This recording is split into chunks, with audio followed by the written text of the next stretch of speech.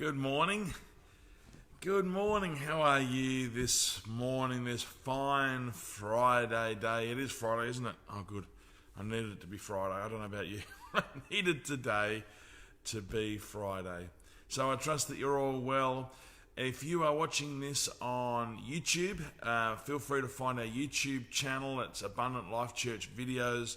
And so the reason why I'm talking to people like ANZAC and Pete and Pastor George is because this is originally a Facebook Live video. And our brother Trousers, Kenneth Jarvis, is online this morning. So good to have you with us, my friend. You are always such a joy and such an encouragement to us, mate. We are so proud of you. We love you dearly. So how's everybody woken up this morning? It has been a week of technical glitches in our Facebook transactions. You know, I couldn't get internet working. Isaac, I think he's up the right way, but he's leaning like at 75 degrees. and then Beck last night, I'm going to tell you, get hold of Beck Madden last night. One, her video is actually online. But what a tremendous encouragement to us. Well, here she is. She's online now, Beck. But for her camera to have timed out, first of all, I love the fact that you've got a timer which turns off Facebook after 15 minutes. You've got to show me how to do that. But the way you picked up and kept on going, Beck, it was just absolutely awesome. You know what? It's my great pleasure and privilege to have celebrated Julie Madden's birthday this week, Kate Madden's birthday this week, and this morning I have someone who's very close to my heart, and that's my boy Jonah. Jonah, happy birthday, buddy. On one level, I really hope you're watching. I've loved having you dive online in these, but I also hope that you're getting a bit of a sleep in. Mate, you are just absolute champion. We are so proud of you as mums and dad, as dad and mum, we'll get that right, but also as a whole church, bud. You know, we love your passion for your drumming, the way that you serve week in and week out. Happy birthday, mate. Seriously, you know, we're planning a great day for you. You know, full of chores. You know, got to do the lawns, got to wash some windows. Dad jokes. But hey, mate, we absolutely love you. So, excuse me, I've got an itchy nose. This is actually our last devotion for the week. Tomorrow morning, we'd love to encourage you to be in your driveway at 5:55 a.m. I know, right? Get behind me, Satan. But you don't have to be out there for a couple of minutes. Take a torch, take a candle, take something, and go stand in the end of your driveway, because we can't gather together in public places to celebrate ANZAC Day. But ANZAC Day is something that's incredibly special to myself and to my family. Just, I guess, the poignancy, the degree of sacrifice that so many people laid down, not just in past conflicts, but in present ones, and not just in times of war and overseas, but also really a chance to remember too our police, fire, ambulance, SES, a whole bunch of our emergency responders who are first there, and so they put in their lives on the line for us. And so can I really encourage you, tomorrow morning, 5:55, get to the end of your driveway with a candle, with a torch, wave to your neighbours, and let's just take a minute as a nation, as a society, to remember those guys. So I'm not going to be online tomorrow morning. We're going to be doing that instead. We have communion tonight, and then tomorrow night, though, on ANZAC Day, we actually have the wonderful Pastor Gary Barnett is going to take communion for us, and I'm so excited about that. I love this man's wisdom and his story and his encouragement. I know you're going to get something absolutely fantastic out of that too. So look, as we dive into that, I'd love if you would join me. We write things down, don't we? We declare things over our lives. We open up a space and we step into it. That I would love you to write, there is a reason I am alive today. Would you agree with that, Laura? There is a reason that I am alive today. Hey, Emily O'Brien, who was also online, there is a reason that you are alive today. And it's not just going through the motions.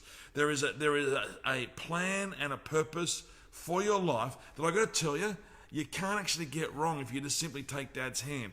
I have had this I haven't slept fantastically well this week, and if there was an emoji, you can put that up. It's not a problem. I get another crack at it tonight, but I woke up last night, and something woke me up, and felt like I was awake for hours. And then I wake up this morning, and I've got all these to-do lists and all this stuff, and thinking through yesterday, and worrying, not worrying, but focused on today. And I keep bringing myself back to the Lord, going, I thank you that you're good, and I thank you that I'm not I don't worry anymore. I'm not frustrated anymore. That is not my creative purpose. That is not who I am in you. And when those thoughts come, I get to deal with those thoughts, and this is who you are, this is who you are. But I've had this sense in being tired that I'm going, I'm so sorry that I'm this, I'm so sorry that I'm that. And I had to keep redirecting myself to my true identity, because I'm not a frustrated man. I was never created to be a frustrated man. I'm not a man of worry. I'm not a man of anger. I'm not a man of judgment. You feel what I'm saying? That those things come, but that's not actually, they don't stamp and endorse my identity. Jesus stamps and endorses my identity. So I'm starting to apologize, and he's going, listen, and I hope there's something in this for you. He said, listen, Matt, it's actually not the wrestle that I'm worried about. It's the return to me that I value the most. It's not the fact that you were up at 2 o'clock in the morning and couldn't go back to sleep. It's not the fact that you got up this morning and the first thoughts that you had was, what have I got to do today and how am I going to do this? It's actually your returning. It's your focus recalibrating back on me. It's actually resetting your heart on my heart. It's actually that abiding life. That's what the Christian journey is all about. Not perfection. He is perfect. We are made perfect in him. What our joy is, what our journey is to be that life of returning. And so, you know what? We don't ever want to sort of sit around going, I'm this and I'm that, and I'm all that in a bag of chips. I really want to be able to say to you this morning, you know what? The challenges that you're facing, the issues that are going to arise, whether you slept well or didn't sleep well last night, whether there's great things going on in today, or today you feel like there's going to be a day just facing giants, you are here for a reason, that there is purpose in today. Hey, I didn't see people writing that up, so come on with me. I am here for a reason today. I am here for a reason today. It isn't just a rehash of yesterday. It's not actually trying to do something in tomorrow, which we don't actually have yet. I am here for a reason today. So why don't you also go back and check out Beck Madden's communion last night. If you've got any doubts at all, it's being here for a reason today and how we are recalibrating and resetting our focus on Jesus. I just think that was absolutely awesome. Thank you, Chris. I am here for a reason today. That's awesome. We've been reading John 10, and it says, in John 10, it's Jesus talking about him being the shepherd and the gate for us being sheep. And I'll read it to you. It says, I tell you, I am the gate for the sheep. All who have come before me are thieves and robbers. And he's not necessarily talking about people, but he's often talking about tradition. He's talking about identity. He's talking about the way that we have shaped our value around what we do as opposed to who we are. And it has robbed from us. You're hearing me now. It's all this sense of obligation and expectation that leads to condemnation and a sense of withdrawing from our heart, or from his heart, that have stolen from us. And he said, but I am the gate. Whoever enters through me will be saved. And again, that's not just saved getting into heaven, it's getting heaven into us, that nothing in our lives is missed. Our head, our heart, our hands, our purpose, our reason, that everything in us will actually be restored to its original purpose and design. That's so good. He says, they will come in and go out and find pasture. The thief comes only to steal and kill and destroy. I have come that they may have life, and life abundantly. You are here for a reason today, and that is to discover and to, first of all, hear the shepherd's voice, come into him, be able to go out into this amazing day of promise and purpose, and then actually be able to help others be able to hear that shepherd's voice as well, experiencing life and life abundance. Life and life abundantly. So we're coming to the end of April. How crazy is that? Can you imagine how much the world has changed? I want to celebrate you guys just for a minute because this world has gone through one of the most cataclysmic changes and upheavals that we have seen in modern times. Financially, societal, in our communication, we've learnt language that we never thought we would have to learn in such a rapid time, and with such fear coming upon the planet, both as believers and as seekers, people who are on a journey trying to find meaning and rhythm and a reason for their lives. I'm just so proud of you. And so the way that we've taken time to gather, the way that we've taken time to collect our thoughts, bring ourselves into a place of reasoning with one another, going, no, hang on a second, while outside there are challenges, our God is a good, good God, and the way you've spoken over one another and encouraged one another is absolutely brilliant. But what we're wanting to do, we've been doing that through April. Where we would like to go in May is May is going to be Mother's Day. That's going to be so fun. After Mother's Day, we would like to take some steps into our missions again, because as a company of believers, as a family of faith, we believe that we are here for a reason. That reason is to connect with God, is to connect with each other. The reason is that we actually connect our faith into our daily lives, how it changes our language, how it changes our posture to problems, how it means that we can be forgiving for people at work, how we can actually be forgiving on ourselves, how we enjoy this wonderful life of abundance. And then we believe our mission is to take this good news into the world, from India to Indonesia, locally, regionally, and globally. We want to do that together in May.